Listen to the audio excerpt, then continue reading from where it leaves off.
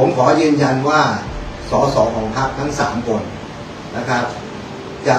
ทำงานนะครับภายใต้ผลประโยชน์ของประเทศชาติและประชาชนเป็นหลักนะครับผมขอสัญญานะครับกับประชาชนว่าทุกอย่างที่พรรคเศรษฐกิจนะครับจะเข้าไปทำงานในสภานะครับเราจะยึดถือผลประโยชน์ของประเทศชาติและประชาชนเป็นหลักให้สมกับที่ประชาชนให้ความไว้วางใจพรรคเศรษฐกิจถึง1,40,000 คะแนนผมกราบขอบพระคุณมาณที่นี้ครับสวัสดีครับ